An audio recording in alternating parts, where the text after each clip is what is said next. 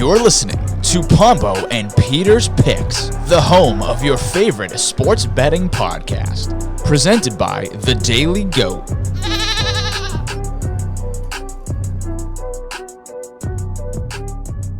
Hello and welcome to another episode of Pombo and Peter's Picks. I'm Jason Pombo with Peter Elves. Peter, how are we doing today? Pretty good. Happy Thanksgiving, everyone. Happy Turkey Day, the best holiday of the year.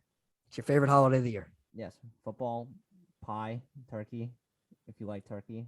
So I'm going to ask you a series of Thanksgiving questions, not trivia like you did on the Bo Sox, but just I got screwed over on the Red Sox. I'm just going to ask you your opinion on certain dishes and stuff like that. So I'm curious. We're going to save that for the end because I'm very curious about what you think about certain foods. Very interesting to me. But Peter, since we've kind of slacked the last couple of weeks, dropping on a Friday this week, happy Wednesday. Happy Wednesday, one day before Thanksgiving. I mean, we can't work on Thanksgiving. No. And you know what? We want everyone to enjoy the Thanksgiving. So we understand where people are coming from. We get it. People are going to watch high school football in the morning, maybe, then watch some NFL football. Watch the parade. Watch the parade, Macy's Day Parade. Have some food, some dessert. Anything else on Thanksgiving? Nah, that's about it. That's about it, right? I mean, maybe if some families go outside and whatever. Like backyard football. Yeah, if it's not like 12 degrees.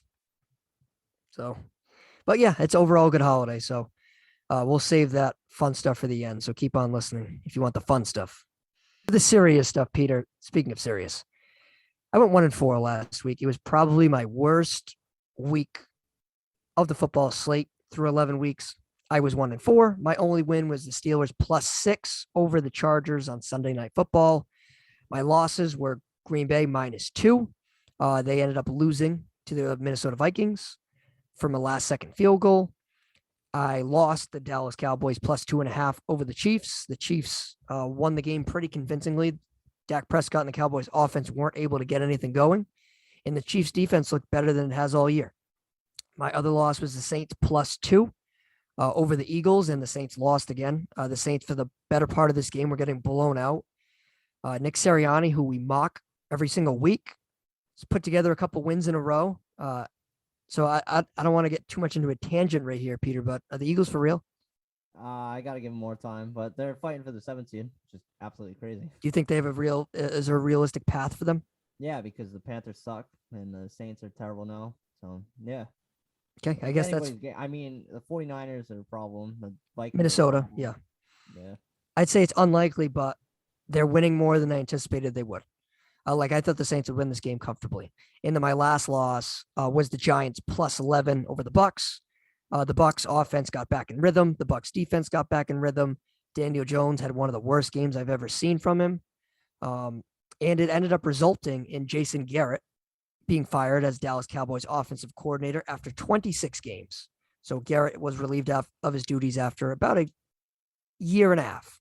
He's a scapegoat for your boy Joe Judge. You know what? I think he's the scapegoat for Daniel Jones. There, yeah, you hit the nail on the head. He's the scapegoat of Daniel Jones. Now, was Jason Garrett good for the Giants? I mean, it's tough to tell, but no, he wasn't. The offense didn't improve under him. The Giants spent a lot of money in the offseason on high-profile offensive playmakers. None of that came to fruition, and that was one of the big reasons why I think Garrett was let go. But something else to keep in mind here with Jason Garrett, a little bit to defend him per se. Again, I agree with the decision, but if you want to make a case for Jason Garrett here, he was the offensive coordinator for 26 games. Would you like to guess how many games Saquon Barkley was active for? Let's see. 7 games. He was active for 8 games, and 2 of them, he left the game in the first half due to an injury. So he had a healthy Saquon Barkley for 6 of his 26 games. So you do the math on that one. Barkley was a huge part of that offense. Without him, nothing was able to go. I've gone a huge tangent. I wonder where he's going to go and how much is he going to get paid. Jason Garrett? No, Barkley. Oh, Barkley. I think Barkley could be a trade commodity in the offseason because I think Dave Gettleman, the general manager of the Giants, is likely gone. But that'll be an interesting scenario because when Barkley's healthy, he's one of the best backs in the league. But who wants to pay him that, especially after that knee injury? It's a very slippery slope for a lot of teams. But overall, Daniel Jones is to blame. He is not the future in New York. That was evident on Monday night with the bad decisions in year 3, the overthrows, the pre-snap penalties, the pre-snap failure to read the defense, however you want to slice it. It falls on Daniel Jones. And I think ultimately the Giants are going to have a real decision on their hands. But how did your picks go? So I went 2 and 3. Remember all the picks that we aligned on? We all lost together. Shocker. All lost, as you said, the Saints, Cowboys, and Giants all together. Win the Colts plus 7.5. We'll talk about that in a second. Bills are absolutely frauds. And I hit my premium pick for the 4th week in a row. Texans plus 11. It was so gross, but I called that. You did. That was very impressive. Ultimate draft game. And Peter, I think you might have said that. I'd have to listen back, but I recall you saying the Texans would win the game. Yeah. Maybe I'm wrong. To be fair, I did say the Panthers are going to win the game too. Oh, yeah, you did. And you know who called you out on that? Matt Cunha called you out. And you need a new co-host now, so like. I know. Matt Cunha called you right out in our group chat with the 3 of us. Shout out Matt for doing our graphics. It was like, hey, Peter, just listen to the pod, and the Panthers lost. I know. I mean, it's not. Listen, we'll get there, but it's not Cam Newton's fault. I agree. So, honestly, Peter, after the Texans won and the Colts won, I thought you were going to go 5-0. Oh, no way. Because I really did. Because those were 2 solid victories for you. Like the Colts, that was an upset. It's in Buffalo. That's a big win for that franchise. And it's a huge win for the AFC playoff standings. And the Texans, who would have ever guessed the Texans, who were arguably the worst team in the AFC, would beat the Titans, the number 1 seed. Listen, David McCauley should get Coach of the Year. 2 wins. If he More gets than- 4 wins, he should. More than Dan Campbell. No, it's true. All right. So, Peter, you kind of teased a little bit of the we'll start with this game. Yeah. You teased the Washington football team Panthers game. Let's talk a little bit about it. So, again, you were very high on the Panthers winning the game. I mean, it's true. I thought Cam Newton was going to ball out. He balled out 2 touchdowns, I think. I mean, McCaffrey looked good. He's rejuvenated DJ Moore. I mean, Robbie Anderson is nowhere to be found, which is sad. Yep. But their defense, I mean, Taylor Heinicke lit up that defense. And Panthers he did. sliding down. I think Heinicke had one of his best games of the season, and he's kind of slumped the last couple weeks. He started off the year hot. Everyone says it's like that Heinicke magic where he kind of just pulls stuff out in the 4th quarter. I think he had a little bit of that in this game against Carolina. Him and Cam Newton, like we just talked about, they both played pretty well. Starting off with Cam Newton in his season debut as a starting quarterback, he was 21 of 27 for 189 yards and 2 touchdowns. He had a QBR of 64.8 and a quarterback rating of 120.5. Christian McCaffrey had 10 carries for 59 yards. Christian McCaffrey also had 7 receptions for 60 yards. In terms of Taylor Heinicke, best game of the year, in my opinion, for him. 16 of 22, 206 yards, 3 touchdowns, QBR of 92.5. So you remember that's a scale out of 100. So that's really good. And a quarterback rating of 141.3. He played really well, especially in the second half. And I think that was the difference maker. They ended up outscoring the Panthers in the second half, 13-7. Made all the difference in the world. Washington wins 27-21. Washington improves to 4-6. Carolina falls to 5-6. Yeah, I mean, Washington's on the rise, I guess. The Panthers are sliding down, as we said. They're injured, and I don't think they're gonna make the playoffs now. So you're out. You're out. You were hot and you're out. Yeah, I mean, I don't like the Panthers anyway. You're the big Panthers guy. I am the Panthers guy, I love Darnold. I have Matt Rule. Blah blah blah. I was, but I think ultimately when they decided to sign Cam Newton, they were banking on one of 2 things. One, Cam Newton finds somehow a late resurgence of his NFL career and pivots them into a playoff spot, or they want to sell a bunch of tickets at the end of the season. And he's getting both of those. It wasn't his fault. We'll see. We'll see. I mean, we still need a couple more games of a sample.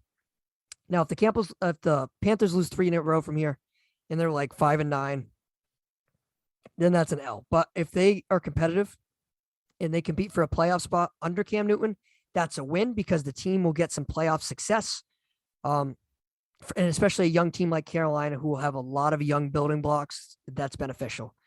Sure, they have some veterans on the team like Cam Newton and Stephon Gilmore and Christian McCaffrey, DJ Moore, but they have some young guys, especially on that defense. Another game, Peter, that we want to talk about here is Buffalo Bills and the Colts. So this was a game that I thought Buffalo would win pretty handily. I wasn't sold on the Indianapolis Colts until this week. And now I think the Colts are a legitimate threat in the AFC. They ended up rolling over the Buffalo Bills 41-15. Carson Wentz, he didn't really do much. He was 11 of 20, 106 yards and a touchdown. He stayed out of the way. The real five-star player here was Jonathan Taylor. 32 carries, 185 yards, and 4 touchdowns. He was awesome in this game. Ran over a Buffalo Bills defense who many say is the best in the NFL. I believe they're second in points per game. They're top 3 in DVOA.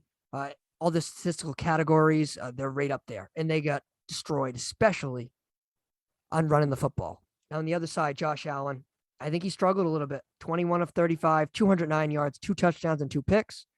Quarterback rating of 41. And the Bills were not able to get anything going running the football. They only had 91 yards running, 51 from Matt Breida, 18 from Josh Allen, 17 from Devin Singletary, and 5 from Zach Moss. I believe that offense is becoming too much of a one-dimensional offense under Brian Dable. They need to change that if they want to do anything in the AFC. So give me your thoughts on the Colts. I mean, I told on the Colts, first of all, I mean, I agree. I think they're the most dangerous team in the AFC. I don't think anybody wants to face them, especially if Jonathan Taylor runs for his life. I think Jonathan Taylor might win MVP. I don't think any quarterback. I don't think any quarterback's balling out anymore. Yeah, Stafford has kind of hit a little bit of a low point. Brady, he's thrown a couple interceptions. Kyler Murray's been hurt. Lamar Jackson just missed this past Sunday. Josh Allen should never have been in the MVP conversation. I'm trying to think who else. Yeah, Derrick Henry, I mean, is hurt now, and he's done clearly. Yeah, he might get a couple votes. I think he's going to be right in the conversation for Offensive Player of the Year. Oh yeah, for sure. I think he should win the going away. No, MVP, yeah, MVP. It's a different animal because that just seems like such a quarterback centric award. I just can't think of a quarterback yeah. in the world on fire though. There's still again like 5 or 6 more games in the season, so Stafford could come back after the bye and throw 14 touchdowns and no picks. So who knows? But I think it's a big win for the Colts. It was a statement win, giving them life in terms of competing for the division or a wild card spot. Yeah, the Bills. They will win the wild card spot. I think they're gonna get a 7 seed at least. Yeah, tell you what, 3 wins in a row. I don't think any team wants to play them. No, they're a tough team. They have a good offensive line. They run the ball. Carson Wentz, he's the wild card. Now, if you get him on a good day, your defense is in good shape. But if Wentz is balling or he's just kind of deferring like he should be doing, Jonathan Taylor's gonna run for like 100 exactly. yards. It doesn't matter. But here's the thing: can Carson Wentz be willing to be a passenger in this offense? I don't know that yet. Take the back seat. Be like 2017 where he almost balled out. I don't know if he's willing to take that back seat because Carson Wentz, we've seen countless times where he just throws that boneheaded interception. It's like, dude, what are you doing? I want to see in a close game, a 24-21 game where he has to really dictate the game, and I want to see where it goes. But the defense for Indianapolis is no joke. The offensive line is no joke. Michael Pittman is no joke. Jonathan Taylor, MVP conversation. So they're right there. Buffalo Bills, on the other hand, Josh Allen is not the 2020 version of himself. I think he's being like I just talked about. I think he's being asked to do too much. I don't agree with that. You don't think so? I think the coach. I think you have to run John. I think you have to run Josh Allen way more than you do. I don't know why he's not running as much. Because he's gonna get hurt. I think that's it doesn't matter. You have no run game.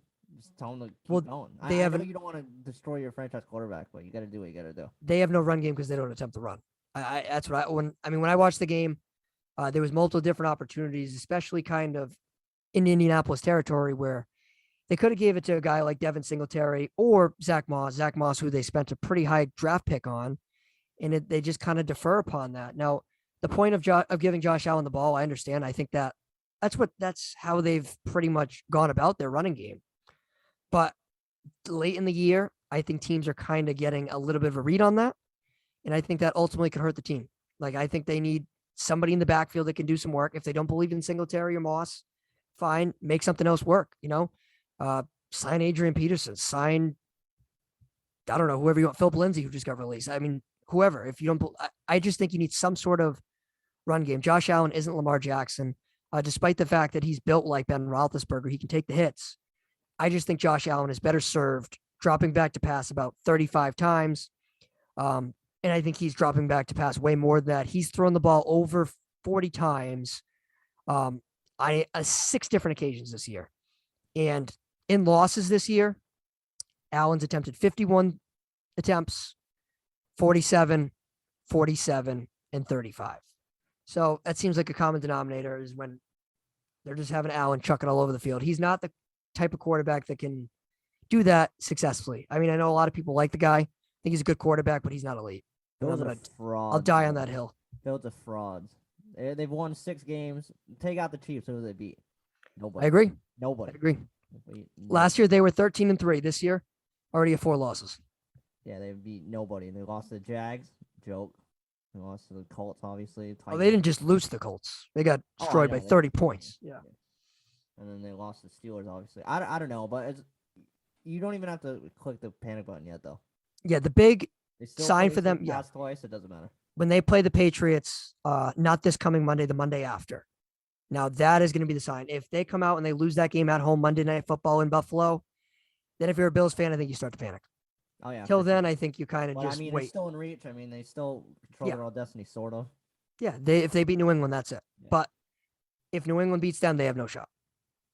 And then I think they're going to have to fight for a wild card spot, which I don't believe is guaranteed for them. If they lose both games to New England, that'll have them already at 6 losses, and that's not saying anything else. So, Don't you feel bad for Bills fans? not at all. I do a little bit. Not at all. It's their time. Like, obviously, Pats were reloading last year, and then I'm like, all right, cool. We're gonna be top of the AFC East for like 3. I just think they got exposed. I think McDermott's a little bit of an overrated coach. I think Josh Allen's a little bit of an overrated quarterback.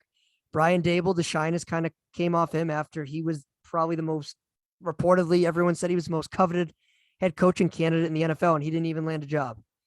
So, yeah, but now the Bills are like, wow, the Patriots are back. Like, are you stupid? Yep. And not even in first place in the AFC East anymore. So crazy. Next game, Cowboys Chiefs. We both picked the Cowboys in this game. Both were wrong. Patrick Mahomes, he didn't play his best game of football, but he did enough to get the win. He was 23 of 37, 260 yards. He did throw an interception. He had a QBR of 45.8 and a quarterback rating of 71.9. The Chiefs got Clyde Edwards-Helaire back. He had 12 carries for 63 yards and a touchdown. He also had 2 receptions for 13 yards. But I think the real story was the Cowboys offense not able to get anything going. So the Cowboys lost CeeDee Lamb during this game with a concussion, and they also lost Amari Cooper due to COVID protocols. They lost him, I believe it was Saturday of last week. So the Cowboys came into this game, they finished this game with Michael Gallup and Wilson as their 2 leading receivers, and they struggled. Dak Prescott, 28 of 43, 216 yards and 2 interceptions. He had a QBR of 10.0 and a quarterback rating of 57.9. Zeke Elliott and Tony Pollard weren't able to get anything going. Pollard had 50 yards rushing. Zeke had 32 yards rushing. So not good. Not good at all for this Cowboys team. They turned the ball over too much, and they weren't able to get the Chiefs off the field on some critical third downs, especially in their own territory. Sure, they held the Chiefs to some field goals, but they didn't do enough on both sides of the ball. And that ended up being the final result for them. And the Cowboys in the red zone, they were 0-2. Chiefs in the red zone, they were 2-3, and I think that's when the game was won. Yeah, I don't understand any of these teams, to be honest with you. Cowboys, as you said, I mean, they lit the world on fire versus the Falcons, but the last 2 or 3 weeks, their offense hasn't shown up. I don't know if that's more on Dak not being healthy with his calf or just bad coaching all the way around. And then the Chiefs, their defense is going into form. I mean, they haven't done a lot over there. But, I mean, Patrick Mahomes isn't still being Patrick Mahomes. Throughout the Raiders game, he didn't throw a touchdown versus the Cowboys. I mean, the Cowboys' defense is pretty good. But I don't know. I mean, don't look now, but the Chiefs racked up 4 wins in a row, and I think they're probably going to run the table or something or do something stupid. So yeah, I think just based on pedigree alone, if I were to rank the AFC teams, which I may do in an article that releases today, I think the Kansas City Chiefs should be in the conversation for being the best team in the AFC due to the 4-game win streak, due to just the potential of Patrick Mahomes and what we've seen over the last 2 years. I think you have to have them in any conversation. They now lead the AFC West. Despite the fact that Mahomes hasn't played that well. He's second in the league with interception. I believe he's thrown 10. I think Ryan Tannehill has the most with 11. So he's turned the ball over. He's had a couple fumbles. And I think a lot of it has to do with teams adjusting to Tyreek Hill. along with Mahomes' health status, along with the Chiefs' offensive line, which gave up 3 sacks in this game. So I think it's their a offensive line's combination. playing pretty good though. Yeah, they're not playing bad as better they were now. in the beginning of the year. No, not as bad as they were, and especially at the tail end of last season too. But I do think just due to pedigree alone, winning 4 games in a row, especially against the Cowboys, going to Vegas to beat the Raiders, those are 2 pretty good wins. Despite the fact that the Raiders have fallen off a hill, that's a tough place to play, and that's a good win to be had. So give respect to the Chiefs. They're still firmly in the mix in the AFC, despite being overlooked earlier in the season. I think they still should be the favorites in the AFC. All right, let's move on here to the final game that we want to talk about, Sunday Night Football, which was a wild one for me. I think it was one of the most entertaining games of the NFL season. The Chargers hung on to beat the Pittsburgh Steelers 41-37. Justin Herbert, awesome performance, probably his best performance of the season. He was 30 of 41 for 382 yards, 3 touchdowns, and a pick. He had a QBR of 84.6 and a quarterback rating of 116.1. Herbert also had a career high in rushing yards with 90. Going into the game, his career high in rushing yards was 26. So he had 90. So he did whatever he wanted to, inside and outside the pocket. He had a long of 36 yards running the ball. Keenan Allen had a great game, 9 receptions, 113 yards. Mike Williams continued to produce. He had 5 receptions for 97 yards. Justin Herbert spread the football to, I believe it was 9 different receivers. So that's good for that Chargers offense, getting the ball to different guys. Jared Cook, Jackson, Guyton, getting those guys involved is huge. Now, the other side of things, Ben Roethlisberger and the Steelers. I do think Roethlisberger played well. I'm going to give him his credit here. He was 28 of 44, 273 yards and 3 touchdowns. He had a QBR of 59.4, quarterback rating of 103.7. Najee Harris running the ball, 12 carries, 39 yards. He wasn't spectacular, but Deontay Johnson was 7 receptions, 101 yards, and a touchdown. So this game got wild in the fourth quarter. So I think midway through the fourth quarter, a lot of people expected the Steelers to kind of just go away, and the Chargers were expected to cover and just win the game pretty handily. But the Steelers refused to die, and they fought until the very last end of this game, and hats off to them, but it just wasn't enough at the end of the day. So the Steelers ended up outscoring the Chargers in the fourth quarter, 27-14, to claw back in this game. Yeah, I mean, the Steelers, I mean, Big Ben, I'm pretty sure this is the best game of the season. I like their offense. Yeah, probably. But this is the key for the Chargers. The only way they can win games, I think, is a shootout. I don't think anybody can keep up with them. I don't understand this team either. I mean, their defense is flawed. I think they're a stupid football team. I mean, and that fourth down play, listen, I know the analytics and stuff, that 4th and 3 or whatever. Yep. And I know you're Brandon Staley. You're going to do it all the time and just be consistent. That's what I like about any coach, but I just don't understand the math. Yeah, I understand. So I'm pro analytics and stuff like that. So I'm totally with you. But on that decision, the analytics should not overstep the opponent. Well, I mean, that's who he is, though. I get it, but you're playing the Pittsburgh Steelers, an offense who has not played well this season, a passing game that hasn't been able to get anything going. When you're in that situation, you just punt the ball, and if the Steelers beat you, let them drive 80 yards to beat you. Have a little bit of faith in your defense that, for the most part, has stayed steady, I guess. And if you can't stop Ben Roethlisberger and the Steelers offense, look, like that's just not a recipe for success. You punt the ball in that situation. I think most coaches around the league would probably agree with us. I think now, obviously, Kevin Stefanski and a couple of others would go for it, but the analytics should be outweighed in that situation. You're playing the Steelers, a passing game that is one of the worst in the NFL, especially when it comes to the intermediate and deep passing game, and that's just as simple as it is. Going into the fourth quarter, the Steelers had 10 points. The moment the Steelers lost this game was the block punt from the Steelers, and they didn't score a touchdown. I would say when I said Steelers can't win this game. I think the game was done when the Steelers got the ball after the Chargers did not convert that fourth down, and they didn't do anything with it. They called 3 bad play calls, and that was it. I think the Steelers in this game, I didn't like their offensive play calling, especially down in the red area. I think they made a lot of mistakes there. Najee Harris, I feel like there's something going on there. I thought he would have a little bit of a better season. Now, the numbers might look better than my eyes are telling me. Again, I don't know how I was many thinking yards out rushing he Lane has. a little bit. Yeah, I mean, I feel like they're not going to him in goal line situations. So right now he has 685 yards rushing, which is 7th in the NFL.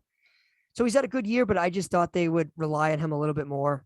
I don't know. He's only averaging, how many yards attempt is he averaging? 3.6, which is 38th in the league. So he's not having a great year per attempt. I don't know. I just thought that he would have a better year. I thought he would impact the offense more. Yeah, it's young. They lost a lot of guys, Pouncey and the guards and Villanueva. Like they lost a lot of guys, so I understand that. But I just anticipated he would be a bigger part of that offense, and he just hasn't been yet. Now that might change, but the Steelers now are 5-4-1, and the Chargers are now 6-4. If you were to place a bet on which team would make the playoffs, who would it be if one of them get it? The Chargers, because I think their offense is going to carry them. I agree, and I think the Steelers team is a little bit sneaky. Like I think Mike Tomlin has them going in the right direction. Like I think if insert he's never been 7-9, right? Yeah, he's never finished below 500. Yeah. Like I think if this was not any other coach, but if this was name me a random coach. Pete Carroll, because he's going to USC. Idiot. No, I don't want. No, give me a crappy NFL coach. Pete Carroll. Sorry. Damn you, Peter. Oh no. If this was Nick Sirianni, I think the Steelers are probably 2-7. Oh, why didn't we just say Urban Meyer? Oh, we could have said Urban Meyer. Oh, like whatever you want to call it. I think Tomlin has his team playing hard and competitive, and I think they're going to be in it till the very end. But have you seen the end of the Steelers schedule? No. Oh boy, Peter. Oh boy, get ready for this one. I need the win-loss. Ready? All right, sure. So Sunday at Cincinnati. Loss. I think they cover, but it's a loss.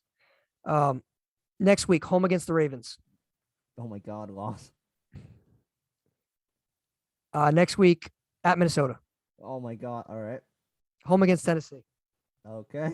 At Kansas City. There's no way that. Okay. Home against Cleveland. Nah, there you go. There's a W. At Baltimore. Oh my God, they're gonna go 1-5. Like if they're gonna be competitive, like I bet scenario, they're gonna be 2-4. Like I think they'll win probably 2 or 3 of those. But exactly, I don't think they're gonna, especially with the AFC kind of being clubbed together. I think they're on the outside looking in. That's sad. That's a tough schedule, man. That is. It's probably the toughest schedule. That's tougher than the Patriots for sure. Yeah. Right? Because the Patriots. Pats have a hard schedule. No, they do, but I think I'd rather be the Patriots schedule than that. Oh, for sure. I mean, I'll face the Colts and Bills twice. In Tennessee, but Pittsburgh's got to go on the road to play Baltimore, on the road to play Cincinnati, on the road to play division though, on the road to play Kansas City, on the road to play Minnesota. Yep. That's a tough sled. All right, Peter. So let's talk a little bit about Super Bowl odds here. So we're getting through the NFL season. We're almost to the end, crazy as it sounds. So as it currently stands, according to DraftKings, the Bucs are favored to win the Super Bowl at plus 600. The Chiefs are second at plus 750. Then it is the Bills at plus 800, Cardinals at plus 900, Cowboys plus 900, Rams plus 900, Packers plus 1,000, Ravens plus 1,400, Patriots plus 1,400, Titans plus 1,800, and then I'll stop there. So of the teams that I just listed, I had the Rams winning the Super Bowl, and you had the Browns. Your Browns are plus 4,000. So, of the teams I listed, who do you believe has the best value? The best value, I'm gonna say the Colts at plus 4,000 or the Titans at plus. I didn't even say the Colts. I screwed you there. Yeah. I think the Patriots at plus 1,800. Then I think the Patriots at plus 1,400 has good value. No, I think that it's overinflated. You think so? Yeah, because I still. What do you think they should be? Like 2,500? Like they should have better odds than 25-1, 20-1. All right, I will say they maybe face the Bills and I don't know. I will. What if you switch them with Tennessee and they have plus 1,800? No, it's still too short. I think because they. But you think the Chargers should have better than them? The Chargers are plus 2,000. Maybe plus 2,000. I guess. I don't know. I mean, listen, you can win 4 in a row or whatever, but 5. Whatever, 5 in a row. It's cupcakes though. I mean, going to LA is no cupcake. All right, fine. Get rid of that. Browns with no offense. I mean, the Browns weren't a cupcake until. And even now. We'll get to the Titans, but they're dead. Well, I will say it's not the Patriots' fault that everybody else sucks. Yeah, I know. You just shit on every single team in the AFC. It always is what it is. I know. I mean, but how about the NFC side of things? Packers. You're gonna die in the hill, huh? Aaron Rodgers out. I'm pretty sure it's this year. I don't know. We'll see. I thought that for a little bit, but that loss to Minnesota. I I don't know. think Since the whole Colts are COVID thing with Packers, I don't know. vulnerable. I don't know. I do think the Rams. I know they're at plus 900. I still think they'll figure it out. I really do. Maybe the Cardinal. I don't know. I don't trust. Listen, You know what's weird? And nobody's talking about the Cardinals. Nobody. We don't even talk about the Cardinals. Yeah, because of Kyler Murray and Hopkins been off for like 3 weeks straight. Yeah, and McCoy went 2-1 during that stretch, which is crucial. They beat 2 division opponents. I mean, and no one's talking about them. And they're probably the best team in football right now, and nobody's talking about them. It's true. I mean, listen, if you want to pick like a dark horse, pick the Vikings at plus 5,000, or like the Niners at plus 5,000. Just ride it out. Yeah, This year, there's no favorite like at all. no, it's weird, and I think it's really cool. I like how there's not much parity. Like I think that's really interesting to see. Nobody's just cleaning house. No, and everyone thought it would be the Bucks and who would Bucks and the Rams in the NFC Championship and the AFC Chiefs and Bills. Yeah, like those were like the tiers, you know. Then of course you had your second tier where it'd be like Baltimore and Green Bay, but I felt like overwhelmingly that's what people thought. And you look at the Bills who are clinging to a wild card spot. The Rams are spiraling. The Chiefs were spiraling until they won 4 straight, and the Bucks have been inconsistent. Yeah, and they're injured. And they're hurt. So, exactly. Anything else in the NFL you want to hit? Just aside, listen, I said this last week because we put this out on Friday. Jay screwed me on the pass. Oh, yes. You had the -7. yes. Thank you. Yes, 25 correct. to 0, thanks. You should be 3-2. Yeah, thank you. Yes, my fault. All right, let's talk a little bit of NBA action. So, specifically, Peter, LeBron James. I think that little feud that we saw was probably one of the craziest things I've ever seen in an NBA game. So just to give a background in case you missed it, in case you live under a rock, Sunday night, the Pistons were facing the Lakers in Detroit. Shout out Noah, rough in the basket. And the Lakers were at the time were losing. And the Lakers are a team that have been struggling all year. They've been inconsistent, injury concerns. LeBron is just getting back on the court. And they were losing to the Pistons, who I believe are like 4-12 or 5-11, whatever they are. They haven't been a good basketball team, and the Pistons were winning the game. Now, the Pistons, I believe, were shooting. Was the Pistons shooting a free throw, or was it the Lakers? I think it was the Lakers. Okay, the Lakers shooting a free throw. LeBron James and Isaiah Stewart were trying to box each other out, and LeBron James gave a pretty mean elbow to the face to Isaiah Stewart, and Isaiah Stewart bled out to an extreme amount. And he got very upset, to say the least. He went at LeBron multiple times, trying to fight through teammates, trying to fight through security guards to get to LeBron James. And this went on for like 2.5 minutes. Like, it was crazy. They had like 6 guys trying to keep Isaiah Stewart away from LeBron, and they just were struggling. So eventually they got him to go to the locker room, and then he ran, and it looked like he was going to come out of the Lakers side, which is crazy. Like, that's something you would see in like the 1980s with like the Celtics 76ers or something. Like, that was crazy to me. In the NBA, just released suspensions for James and Stewart. Isaiah Stewart received a 2-game suspension, and LeBron James received a 1-game suspension. So do you believe the suspensions are just? Yeah, I was surprised on the suspensions anyway. I thought Adam Silver was going to be just like a kid with a ball in his hand. I didn't think he was going to have the balls to suspend LeBron James because he's LeBron James, but he ultimately did it. And service is served, I guess. I mean, it's crazy that happened, and I don't know why LeBron like needs to do that. Yeah, I think he did it on think purpose, but I don't think he meant to frustrated, hurt him. For me, yeah. I think he was frustrated. That's how I kind of viewed it as. They're losing to the Pistons. It's a Sunday night. Isaiah Stewart is, he's a tough defensive player, and I'm sure he's getting under LeBron's skin. He's physical, especially in the rim. And I think he was probably getting under LeBron's skin. LeBron was pissed that he wasn't playing well. The team wasn't playing well. The team ended up winning the game, actually. But I was surprised that Isaiah Stewart only got 2 games. I actually thought LeBron would get a game. I thought that was going to be it. And I didn't think he was going to get a game at all. Oh, I did. I figured he'd get 1, and I thought Isaiah Stewart was going to get 5. That was my guess. And I was surprised Isaiah Stewart only got 2, because Isaiah Stewart was going after people. Going to kill them. He was angry. He was going after them. anyone on the Lakers, he was going after Westbrook. Westbrook got teed up. I think Davis got teed up. Like there were so many tees going around. And I thought the NBA would surely suspend Isaiah Stewart for more than 2 games. Like I was shocked it was only 2. I'm not complaining though, because I mean, if that's how the NBA wants to conduct their business, it seems like this league, this season has been more physical in the NBA. The free throw numbers are way down. And the pace of play, I think, has been great. I think guys have had to change the way they played the game. I think James Harden has had to change his game. I even think a guy like Jason Tatum has had to change his game. I think all these superstars that have relied on Tatum doesn't go to the basket. Yeah, but I mean, before I think he would rely on drawing contact and going up for a foul and stuff like that, and his free throw numbers are gone. And I think this has benefited the NBA. It really has. And Trae Young, same thing with him. I think he's another perfect example. So when you look at this suspension or this brawl, you want to call it, do you think that the NBA will become more and more physical as the year goes on? I mean, I guess. Like, is this like a new era for the NBA? Yeah, I mean, it's the nature of the sport. But I feel like it's softened up. It's definitely softened up than it has been since the 80s and the 90s. Now, again, no disrespect, but we have guys vacation together on other teams, like people friends, whether it's shoe businesses, movies. Yeah, exactly. So, yeah. Sports. But here's the thing. When Jordan played and when Bird played, he wasn't, I mean, it was just different back then. Now, if there is some more animosity and the league's more physical, I think that's good for the league. So I think a good NBA is when it's physical. Like the 80s, is that what you said, right? Yeah. Yeah.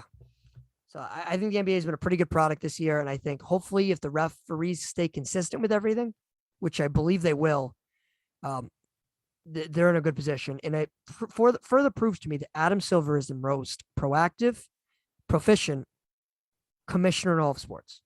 Yeah. It's that simple. He saw the issue with the too many free throws. He saw the issues with the pace of play. He saw all that, and he made the change like that, Peter. You didn't even know it. Love it. He's one of the good ones. He's the great. But to be fair, the most influential one and the most successful one will always be Roger Goodell. In terms of money value, absolutely. Always will be Roger Goodell. But I think in terms of getting things done, like things better for the game, like just willing to change the game, yeah, Silver. like willing to change the game. Rob Manfred's still.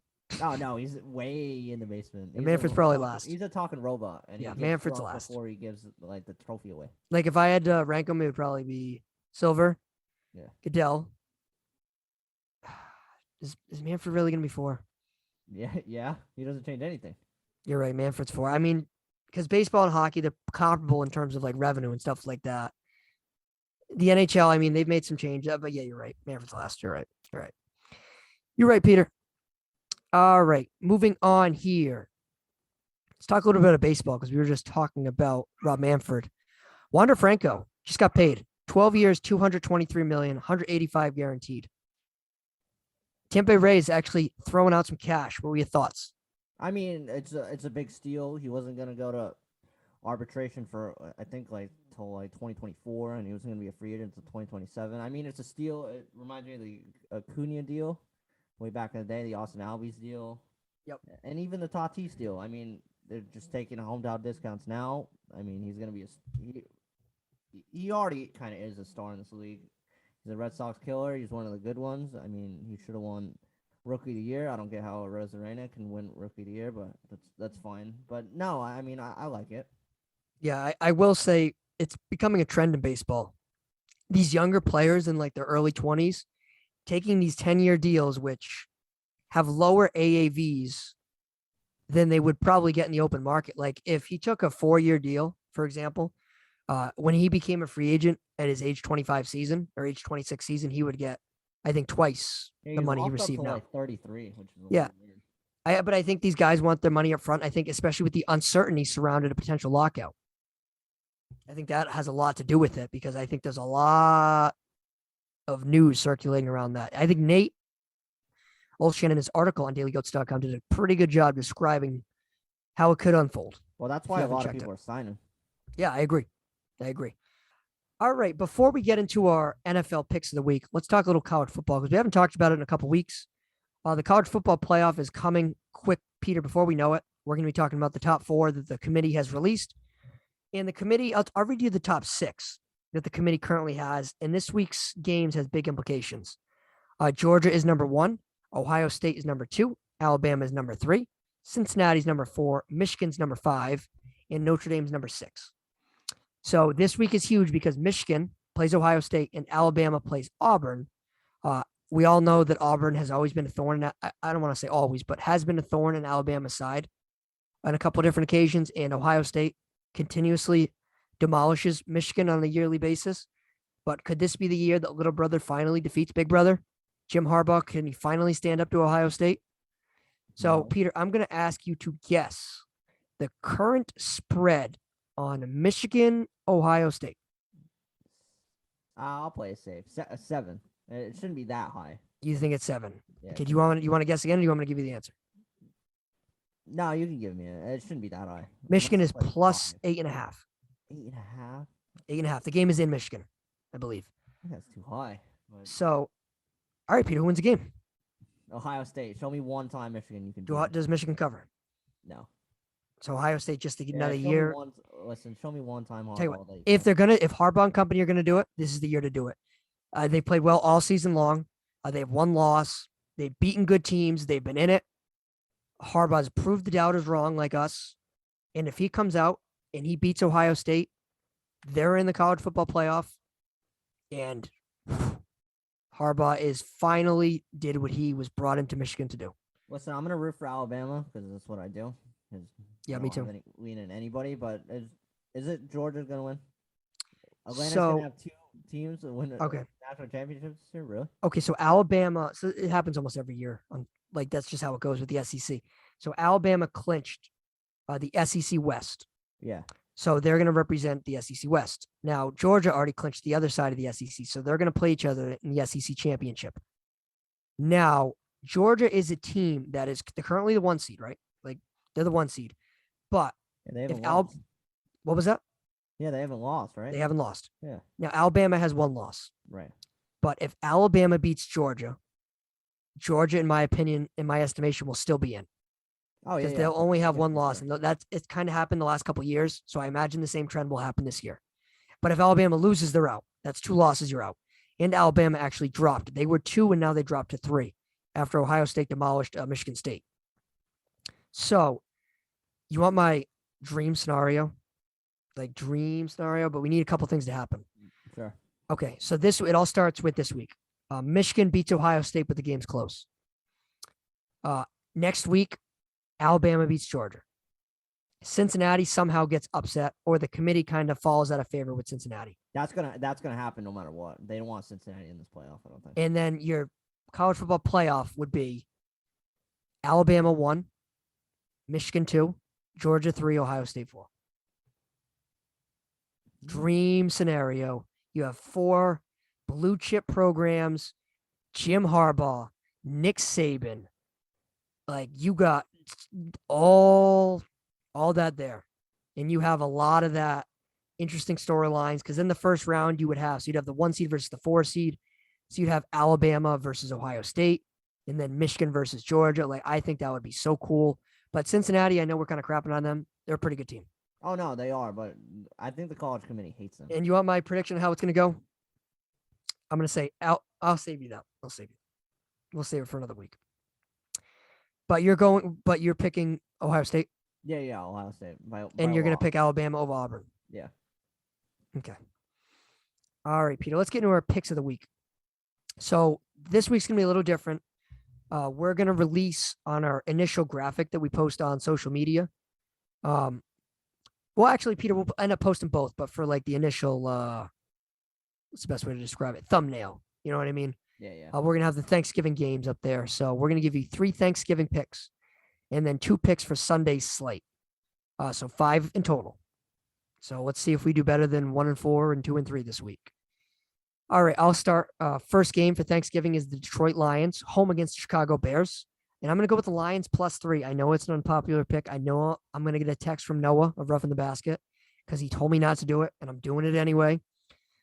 Reason being, I think Matt Nagy is coaching for his job, and I think the players already tuned him out. His job already. Yeah, he could have already lost his job. Holy crap. Andy Dalton will start for the Chicago Bears. He played okay against the Ravens this past week. They should have won that game, and they didn't. And I think the Lions are going to be readied up by Dan Campbell. Jared Goff looks like he's going to play. And I know Goff hasn't played well. I know the Lions' passing offense has been really pedestrian the last month, to say the least. But I think the Lions win. I think they do it. Me too. I have the Lions +3 as well. No, you can yell at me too. I think the Lions actually found out that they can run the ball with DeAndre Swift, and he's the answer to all their prayers. I don't think the Bears can move the ball in this game unless you want to slow grounded pound with David Montgomery. I think that Mooney's going to get him some, but that's all they have. I think they have a ton of just fast guys like the streakers. I don't think Andy Dalton can hit them. So yeah, listen. If you look at the Lions' schedule, this is their last chance if they want to win. So actually, you know what? I'm going to push back on just what you said for a second, because me and Noah were talking about that. And he said this is not the last chance. He said they play Atlanta, who he thinks they have a shot with, Denver, and he said week 17, if Green Bay has everything clinched, they could play Jordan Love.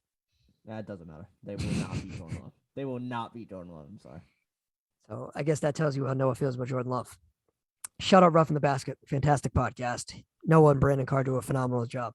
Okay.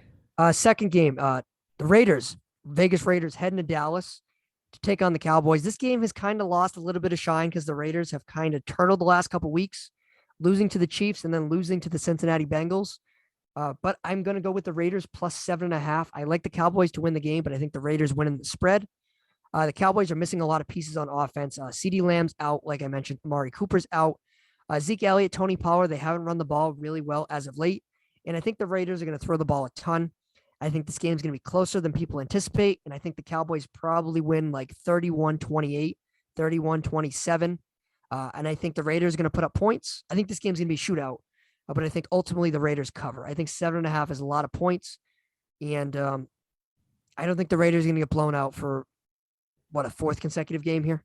No, I do. I don't trust this Raiders defense. I have the Cowboys -7.5. I wish it was -7, but it's fine. I just think the Cowboys, they need to show up. They need to beat on a bad team. And as I said, like 3 weeks in a row, I'm pretty sure that it's just all catching up to the Raiders. You can't lose your coach. You can't lose your star wide receiver. You can't lose your your first round cornerback. Exactly. Yeah, you can't. It's all catching up to them. Yeah. And this is how they are. I mean, they start off the year 5-1, whatever it is, and then they just scuffle right down the stretch. And my prediction is going to be right. They're going to go like 0-6 the last 6 games. Yeah, and my ultimate prediction that the Raiders will be the most disappointing team in football, I guess it'll come sort of fruition. I tell you what, if the Cowboys were favored by 7, I wouldn't be in love with this. But the 7.5's got me. That's 2 scores. That's got me. The nightcap on Sunday Night Football, broadcasted by Drew Brees and Mike Tirico this week. The New Orleans Saints will host the Buffalo Bills. Buffalo Bills need a win here. But one thing will be certain in my estimation, I'm going to hit the over for this game. I'm going to go over Bills Saints over 45.5. Josh Allen in the Bills offense, they're going to need to put up points. I know the Saints are missing a ton of pieces offensively. Mark Ingram might be out. Alvin Kamara is out. So I like the Bills to win this game, but I think they're going to put up enough points to hit the over for me. I think it's probably going to be a score of, I'm going to say 27-20. Bills win. I don't agree with the Bills win. I think the Saints, I have the Saints +6. I think the Saints are on their last leg. They have to win. They've lost 3 in a row. Their injuries obviously catching up to them. I think you're going to see a lot of Taysom Hill in this game. Paid man. I mean, he got a whole contract extension. I think Sean Payton's going to pull out something. And Bills, you got to show me one time you can beat a competent team. They have the second best defense in the whole entire league. I think the Saints, they're not bad. I mean, and +6 a lot of points.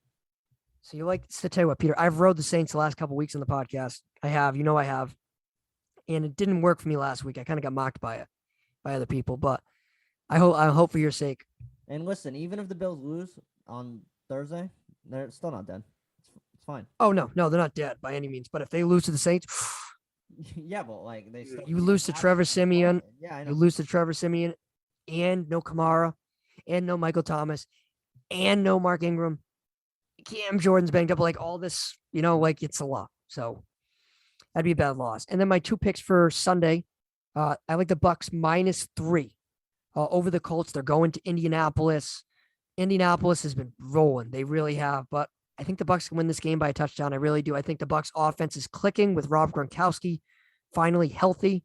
The Bucs defense, they looked well against Danny Jones. Danny Jones. I was going to call him Danny Dimes, but he's not Danny Dimes. Daniel Jones. Yeah, so I like the Bucs here -3. I think overall in his career, Tom Brady has done pretty well against the Colts, especially in Indianapolis.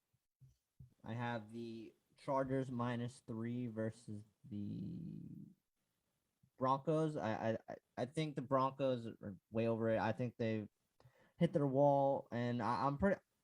Listen, I think the Chargers are going to go on a run. Hey, you've been backing the Chargers for a long time. So I mean, you've been backing them.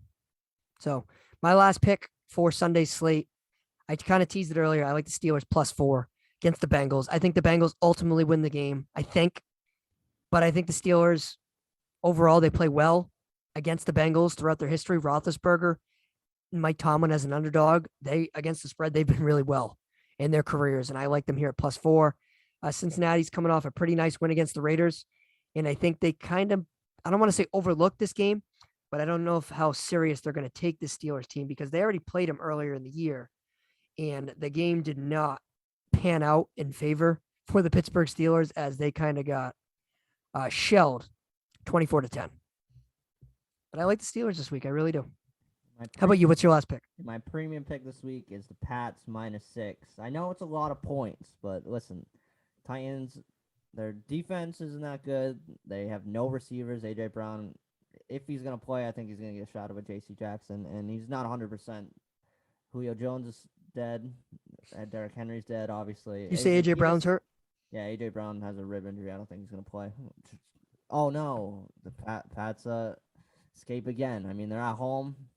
They'll just do their thing. They'll figure it out. I mean, Mike Vrabel will give them some problems, but I think they're way too injured. And I think that their injuries are going to catch up to them. The only thing that pauses me about this game is Mike Vrabel. I think Mike Vrabel is one of the best coaches in this league, especially against Bill Belichick and the Patriots. He's always played them well, especially in that game we went to back in 2019, Peter, in the wild card game. Mike Vrabel's game plan was awesome. I just don't know who Ryan Tannehill is going to throw to.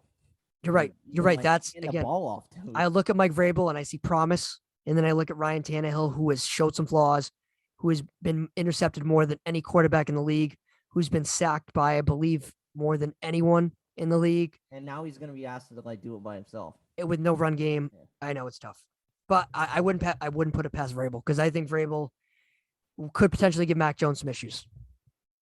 All right, Peter, let's end the show with some fun Thanksgiving talk. Peter, give me your Thanksgiving stuff. What do you like about, what's your favorite food for Thanksgiving? Stuffing is not close. Okay, what's your favorite side? Stuffing. So that's your favorite side, and okay. That is a side. Wait, what? So that's your favorite everything. Yeah, I mean, listen, you can get some mac and cheese. You get some Do you like cranberry sauce? No. Why? I just don't. Oh my God, you're just like your brother. Sorry. But no, a cranberry sauce is lit. I mean, the worst part of Thanksgiving is turkey. I disagree. I like turkey. I do. No, listen, the same thing that I said on the Bo Sox. Listen, there's no a time that you want to have turkey. You just tomorrow, Thursday. Tomorrow. No, I know you just are supposed to have turkey. How often do you have turkey? Doesn't count in a once a year. No, once a year. Once Right. a year. I'll be completely transparent. Once a year. Chicken's way better than turkey. Yeah, I agree, but I think it's nice. I like it. I have no gripes with it. Now, tying this back to the sports world a little bit, Matt Judon in a press conference yesterday said he hates mac and cheese. He said it's overrated. He said you won't find it at his house. It's just cheese and noodles. It sucks, this and that. And he's gotten a lot of flack. Kyle Duggar kind of made fun of him, Dante Hightower, a couple of guys on ESPN. What do you think of mac and cheese? I mean, mac and cheese is the best food ever. Ooh. Ever. And I'm lactose intolerant. Ooh. That's what. It's the best food ever. And I will say, Matt Judon should be arrested for saying that. If mac and cheese is made correctly, I'm on board with you. If mac and cheese is kind of just. Why? You just put in a thing. You put a ton of cheese in, you put like cream, and then you like put some breadcrumbs, you bake it. But like if you don't put the breadcrumbs, you don't put enough, it'll suck. Like I think if it's homemade and it's really good, I'm with you. Well, no, but if it's not, then it sucks. Like get out of there. But like, yeah. No, but like you can, Okay. What about what's your favorite food? mashed potatoes? for Thanksgiving mashed potatoes. Yep. Classic mashed potatoes gravy. That's classic. What about pie? Pie. Pumpkin pie is good. Apple pie is good. Blueberries pie is good. Chocolate cream pie is good. Can I give you what chocolate cream's good? Can I give you one off the radar that my mother usually makes? Oreo pie. How'd you know? Because I hate Justin's Justin. like, I hate love Justin. Oreo pie. I can't stand Justin. That's my favorite pie ever, and I. He doesn't hate even it. eat it. I eat it. Jerk. Listen, you want to have this debate too? That's the same thing as chocolate cream pie. Just Yeah, basically. Yeah, I'm not gonna. all right. Yeah. Justin's like, no, it's not. No, No, I mean it's a little different. It's different. It's a little different. It's not the same, but like, I understand your. I'm not gonna argue that they're completely different. Pie. Like Oreo pie is great. What else? I love all Thanksgiving. desserts, to be honest. Trying to think what else. You a corn guy? Corn. I mean, that's unlimited food, right? You corn on the cob or you No, Like- no. That's way too much work. not on Thanksgiving? No, get the cob out. Cob's only in the summertime. If you go to Chili's with the boys, something like that. Yeah, hell yeah.